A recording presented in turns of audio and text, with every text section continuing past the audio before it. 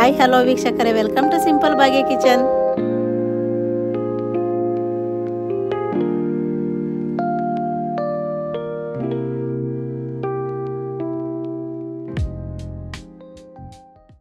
ಮದುವೆ ಮನೆಯಲ್ಲಿ ಮಾಡುವಂಥ ಎಲೆಕೋಸು ಪಲ್ಯನ ಮನೆಯಲ್ಲೇ ಯಾವ ರೀತಿ ಮಾಡೋದಂತ ಹೇಳ್ಕೊಡ್ತೀನಿ, ನೋಡೋಣ ಬನ್ನಿ.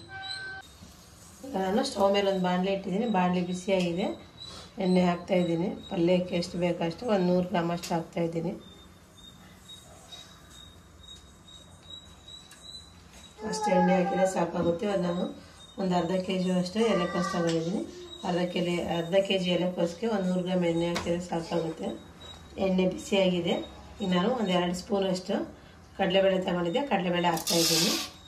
ಅದ್ರ ಜೊತೆ ನಾನು ಒಂದು ಅರ್ಧ ಟೀ ಸ್ಪೂನ್ ಅಷ್ಟು ಸಾಸಿವೆ ಹಾಕ್ತೀನಿ ಒಗ್ಗರಣೆಗೆ. ಒಂದು ಸ್ವಲ್ಪ ಹೊತ್ತು ಇದು ಫ್ರೈ ಆಗಲಿ. ಒಂದು 2 ಸೆಕೆಂಡ್ ಫ್ರೈ ಆದರೆ ಸಾಕಾಗುತ್ತೆ. ಕಡಲೆಬೇಳೆ ಫ್ರೈ ಆಗಿದೆ. ಈಗ ನಾನು 4 ಈರುಳ್ಳಿ ತಗೊಂಡು ಸಣ್ಣದಾಗಿ ಅಡ್ಡ ಹಚ್ಚಿಟ್ಕೊಂಡಿದ್ದೆ. ಈರುಳ್ಳಿ ಹಾಕ್ತಾಯಿದ್ದೀನಿ. ಈರುಳ್ಳಿನ ಅಷ್ಟು ಒಂದು 2 ಸೆಕೆಂಡ್ ಫ್ರೈ ಆಗಿದೆ ಎಣ್ಣೆಗೆ. ಈರುಳ್ಳಿ ಫ್ರೈ ಆಗಿದೆ. ಈಗ ನಾನು ಹಸಿ ಕರಿಬೇವು ಹಾಕ್ತಾಯಿದ್ದೀನಿ. ಹಸಿಮೆಣ್ಸಿಕಾಯಿ ಸಣ್ಣದಾಗಿ ಹಚ್ಚಿಟ್ಕೊಂಡಿದ್ದೆ, ಹಸಿಮೆಣ್ಸಿಕಾಯಿ ಹಾಕ್ತಿದ್ದೀನಿ. ಖಾರಕ್ಕೆ ಎಷ್ಟು ಬೇಕೋ ಅಷ್ಟು ಹಸಿಮೆಣ್ಸಿಕಾಯಿ ಹಾಕಿದರೆ ಆಗುತ್ತೆ.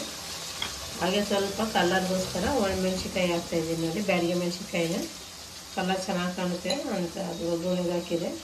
ಹಾಗೆ ಟೊಮೆಟೊ ಹಾಕ್ತಾಯಿದ್ದೀನಿ. 3 ಟೊಮೆಟೊನ ಸಣ್ಣದಾಗಿ ಹಚ್ಚಿಟ್ಕೊಂಡಿದ್ದೆ, ಟೊಮೆಟೊ ಹಾಕ್ತಾಯಿದ್ದೀನಿ.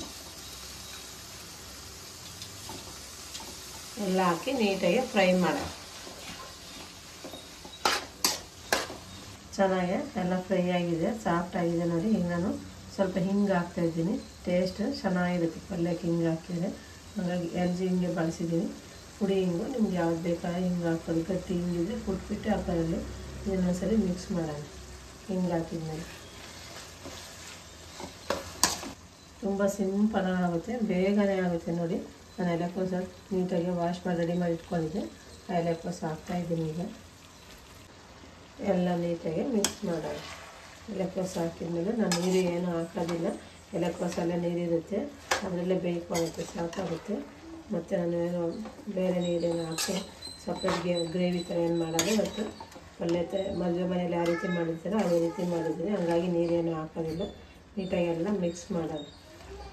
ಎಲ್ಲ ಮಿಕ್ಸ್ ಆಗಿದೆ. ನಾನು ಒಂದು ಅರ್ಧ ಬೌಲಷ್ಟು ತೆಂಗಿನಕಾಯಿ ತುರಿದಿಟ್ಕೊಂಡಿದ್ದೆ, ಹಸಿ ತೆಂಗಿನಕಾಯಿನ. ತೆಂಗಿನಕಾಯಿ ತುರಿ ಹಾಕ್ತಾಯಿದ್ದೀನಿ ನೋಡಿ. ಹಾಗೆ ಈಗ ನಾನು ರುಚಿಗೆ ತಕ್ಕಷ್ಟು ಉಪ್ಪು ಹಾಕ್ತಾಯಿದ್ದೀನಿ. ನೋಡ್ಕೊಂಡು ಹಾಕೊಳ್ಳಿ. ಉಪ್ಪು ನೀವು ಎಷ್ಟು ಮಾಡ್ತಾಯಿದ್ರೆ ಪಲ್ಯ ಅಷ್ಟು ನೋಡ್ಕೊಂಡು ನೀವು ಉಪ್ಪು ಹಾಕ್ಕೊಳ್ಳಿ. ಹಾಗೆ ಸ್ವಲ್ಪ ಅರಿಶಿನ ಪುಡಿ ಹಾಕೋಣ. ಒಂದು ಚಿಟಿಕೆಯಷ್ಟು ಅರಿಶಿನ ಪುಡಿ ಹಾಕ್ತೀನಿ. ಅರಿಶಿನ ಪುಡಿ ಹಾಕಿದ್ಮೇಲೆ ಎಲ್ಲ ಒಂದ್ಸರಿ ನೀಟಾಗಿ ಮಿಕ್ಸ್ ಮಾಡೋಣ. ನೀಟಾಗಿ ಮಿಕ್ಸ್ ಮಾಡಿ ಒಂದು 10 ನಿಮಿಷ ಕ್ಯಾಪ್ ಕ್ಲೋಸ್ ಮಾಡಿ ಬೇಯಕ್ಕೆ ಬಿಡೋಣ. 10 ನಿಮಿಷದೊಳಗಡೆ ನಾವು ಒಂದು 2 ಸರಿ ಇದನ್ನು ತಿರುಗಿಸ್ತಾ ಇರಬೇಕು, ಇಲ್ಲಾಂದರೆ ತಳ ಹಿಡಿದು ಬಿಡ್ತೈತೆ. ಅದೆಲ್ಲ ಚೆನ್ನಾಗಿ ಬೆಂದಿದೆ. ಎಷ್ಟೊಂದಿತ್ತು ಎಷ್ಟಾಗಿದೆ ಎಲ್ಲ ಬೆಂದು. ಎಣ್ಣೆಲೆಲ್ಲ ಸ್ವಲ್ಪ ನೀರು ಹಾಕಿಲ್ಲ, ತುಂಬ ಚೆನ್ನಾಗಿರ್ತದೆ. ಇದು ರೆಡಿಯಾಗಿದೆ. ಇದು ಸ್ವಲ್ಪ ನಿಂಬೆಹಣ್ಣಿನ ರಸ ಹಾಕ್ತಿದ್ದೀನಿ ಮೇಲೆ. ಒಂದು ಅರ್ಧ ನಿಂಬೆಹಣ್ಣು ಹಿಂಡ್ಕೊಂಡಿದ್ದೆ, ಆ ರಸ ಹಾಕ್ತಾಯಿದ್ದೀನಿ ನೋಡಿ. ಹಾಗೆ ಸ್ವಲ್ಪ ಕೊತ್ತಂಬರಿ ಸೊಪ್ಪು ಹಾಕೋಣ. ಸ್ವಲ್ಪ ಕೊತ್ತಂಬರಿ ಸೊಪ್ಪು ಹಾಕಿ ಎಲ್ಲ ನೀಟಾಗಿ ಮಿಕ್ಸ್ ಮಾಡೋಣ ಸರಿ. ಎಷ್ಟು ಬೇಗ ಆಗುತ್ತೇನೋ ಒಂದು 10 ನಿಮಿಷದಲ್ಲಿ ಎಲ್ಲ ರೆಡಿ ಮಾಡಿ ಹಚ್ಚಿಟ್ಕೊಂಡಿದ್ರೆ ಒಂದು 10 ನಿಮಿಷಕ್ಕೆ ಪಲ್ಯ ರೆಡಿ ಆಗಿಬಿಡುತ್ತೆ. ನಾವು ಇದನ್ನು ದೋಸೆ ಜೊತೆನಾದ್ರು ತಿನ್ಬೋದು, ಚಪಾತಿ ಜೊತೆನಾದ್ರು ತಿನ್ಬೋದು, ಇಲ್ಲ ಹಾಗೆ ಸೈಡಾಗಿ ಅನ್ನ ಸಾಂಬಾರು ಜೊತೆ ಆ ಸೈಡಲ್ಲಾದರೂ ಹಾಕ್ಕೊಬೋದು. ತುಂಬ ಚೆನ್ನಾಗಿರುತ್ತೆ. ನಾವು ಯಾವುದ್ರ ಜೊತೆ ಬೇಕಾದ್ರೆ ತಿಂದರೆ ಚೆನ್ನಾಗಿರುತ್ತೆ. ನಾನು ಮಾಡಿದಂಥ ಎಲೆಕೋಸು ಪಲ್ಯ ರೆಡಿಯಾಗಿದೆ. ಇದು ನಾನು ಒಂದು ಬೌಲ್ಗೆ ಸರ್ವ್ ಮಾಡ್ತಾಯಿದ್ದೀನಿ.